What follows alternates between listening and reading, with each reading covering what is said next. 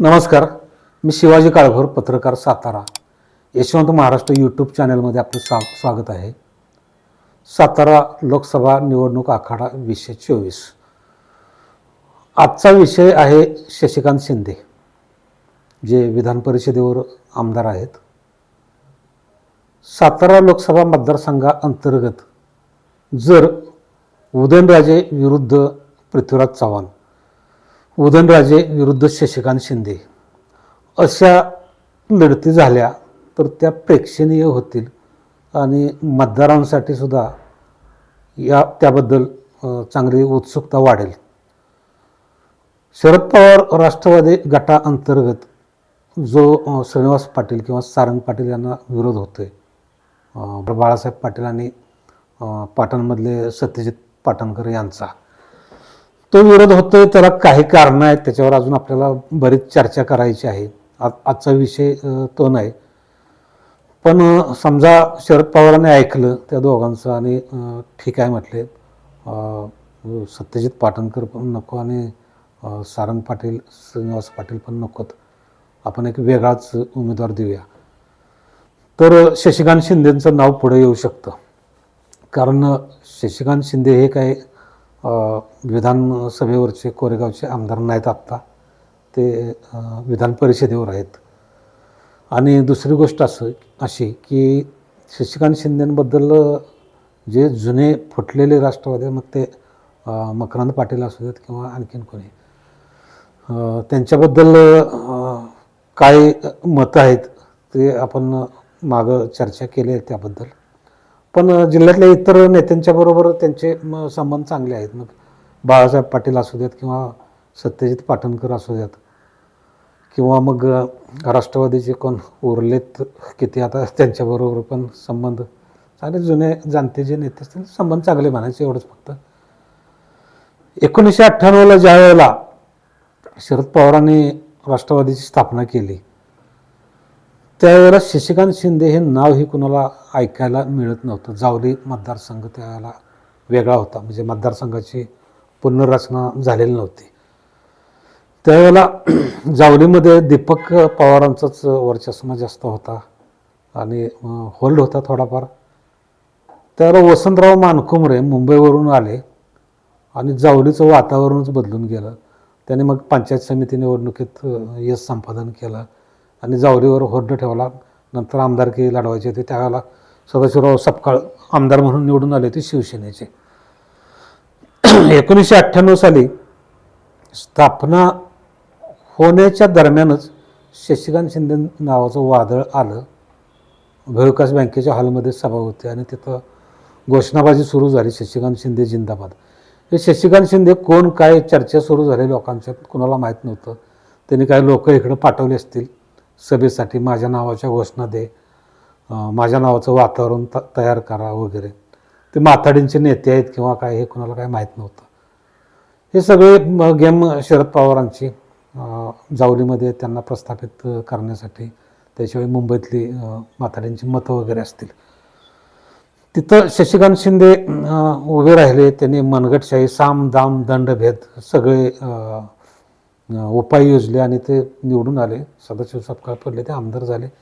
तिथून मग नंतर ते आमदार सतत झाले मतदारसंघाची पुनर्रचना होईपर्यंत.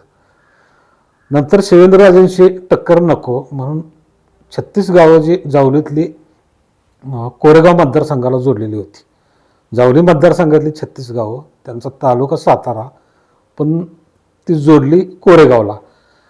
फक्त तेवढ्या आधारावर सर्वेक्षण करून त्याने शालीनताईंच्या विरोधात, त्यावेळेला वातावरण राष्ट्रवादीत होतं, शालीनताईंना पक्षातनं काढलं होतं, त्याने लढवलं. तिकडं नेतृत्वाचा अभाव होता कोरेगावमध्ये शालीनताईंच्या नंतर. शालीनताई महिला असल्यामुळं त्यांनाही कार्यकर्त्यांना सांभाळणं, मर्यादा वगैरे येत होत्या, वयाचा प्रश्न होता.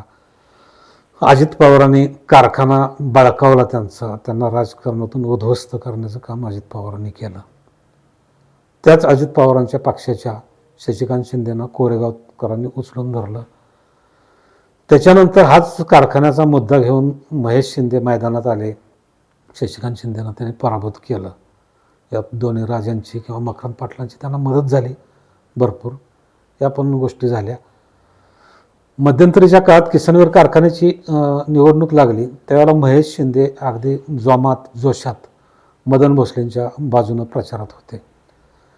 ते जाधव कुटुंबीय म्हणजे मकरंद पाटील किंवा नितीन पाटील यांच्या विरोधात झपाटल्यासारखा प्रचार करत होते.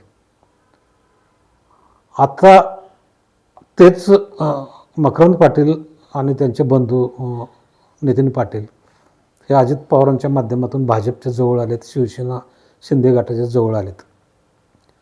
मग हे जुनं वैर महेश शिंदेंचं आणि शशिकांत शिंदेंचं. किसनवीर कारखाना निवडणुकीच्या वेळेला महेश शिंदे मदन भोसलेंच्या बरोबर होते. त्यांचं ते पॅनल पराभूत झालं. आता पुन्हा जर महायुतीचा उमेदवार रिंगणात असला किंवा नितीन पाटील असतील तर महेश शिंदेंना पर्याय नाही त्यांचा प्रचार करण्याशिवाय मागचं वैर विसरून. प्रश्न असा आहे की शशिकांत शिंदे आणि मकरंद पाटील. शशिकांत शिंदेने कधी काळी मकरंद पाटलांसाठी प्रचार सभा घेतल्या, अगदी जोशात प्रचार केला. उदयन महाराजांची लोकसभा निवडणुकांसाठी सुद्धा त्यांनी अगदी उदयन महाराजांच्यापेक्षा त्यांनी जास्त जोशात येऊन सभा घेतल्या. आता मकरंद पाटील यांच्याकडं जुने जे कार्यकर्ते आहेत राष्ट्रवादीचे त्यातले बरेच जणांशी शशिकांत शिंदेंचे संबंध चांगले आहेत. त्यामुळं ते कदाचित आतून शशिकांत शिंदेंना मदत करतील. कारण कितीही झालं समजा उदयनराजे समोर असले तर उदयनराजेंपेक्षा हे शशिकांत शिंदे त्यांना जवळचे वाटतील. सातारा शहरात शशिकांत शिंदेंना मानणारा थोडाफार वर्ग आहे. जावलीमध्ये जुनी लोक अजून त्यांना विसरलेली नाहीत. जिल्हा बँकेच्या निमित्तानं त्यांनी तो प्रयोगही करून बघितला. त्यात शिवेंद्रराजे आणि त्यांच्यात हाडवैर निर्माण झालं. वसंतराव मानकुमरेंनी जुना सूड घ्यायचा राजकारणातून संपायचा प्रयत्न केल्याबद्दल त्यामुळे वसंतराव मानकुमरेंना शिवेंद्रराजेंना त्यांना धरल्याशिवाय उपयोग नाही ते म्हणतील तसंच जावलीमध्ये ते ऐकणार. खाली उत्तरमध्ये बाळासाहेब पाटील त्यांना पूर्ण सहकार्य करतील पूर्ण ताकदीनं. पाटणमधून चांगली ताकद मिळेल किंवा दक्षिणमधून काँग्रेसची ताकद मिळेल, उदयसिंह पाटलांची ताकद आहेच. तर अशी एकंदरीत परिस्थिती आहे. त्यामुळं शशिकांत शिंदे उमेदवारी स्वीकारायला नाही म्हणणार नाहीत. त्याचं कारण असं की तसं बघायला गेलं तर महेश शिंदेने इतकी आता तयारी केली आहे तिथं की सत्ताधारी गटात किंवा पक्षात असल्यामुळं बरीच मेहनत घेतली आणि वरचेवर प्रवेश घडून येतात त्यांच्या गटात. शशिकांत शिंदेंना लोकसभेची उमेदवारी स्वीकारायला जड वाटणार नाही, उलट त्यांना बरं वाटेल. कारण त्यातनं दोन गोष्टी त्यांच्या साध्य होतील. एक पराभवाचा जो शिक्का बसला आहे कोरेगावमधला तो पुसला जाईल, त्यांना दिल्लीत काम करता येईल. दुसरी गोष्ट त्यांचे सुपुत्र तेजस शिंदे मागच त्यांनी युवक काँग्रेस राष्ट्रवादीच्या माध्यमातून त्यांना लॉन्च करायचा प्रयत्न केला.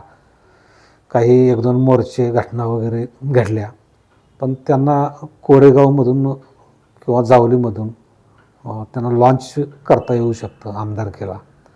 तो एक शशिकांत शिंदेंचा स्वार्थ असू शकेल. निवडणुकीत पुढं काही होईल किंवा काही सांगता येत नाही, परंतु शशिकांत शिंदे याचा फायदा जरूर घेतील असं वाटतंय. तर असं एकंदरीत सातारा लोकसभा मतदारसंघाअंतर्गत शशिकांत शिंदेंच्या बाबतीत होऊ शकतं. आणि पक्ष फुटल्याची किंवा आत्तापर्यंत एकदा मंत्रिपद मिळालं पण नंतर पराभव झाला, शरद पवारांना किंवा श्रीनिवास पाटील सारंग पाटलांना जी सहानुभूती जनतेची मिळायला हवी होती ती सहानुभूती शशिकांत शिंदेंना मिळू शकते. जो विरोधी उमेदवाराच्या विरोधातला जो जनतेत काही प्रमाणात रोष आहे त्याचा फायदा शशिकांत शिंदेंना होऊ शकतो. आता शरद पवार या बाबतीत कशा खेळ्या करतात का आणखीन वेगळा डाव टाकतात. ते पाहावं लागेल, त्याचा अभ्यास करावा लागेल. पुढच्या 2-3 दिवसात काय काय घटना घडतील त्याच्यावर नजर ठेवायला लागेल. तर पुढच्या भागात आपण दुसरे इच्छुक उमेदवार घेऊ.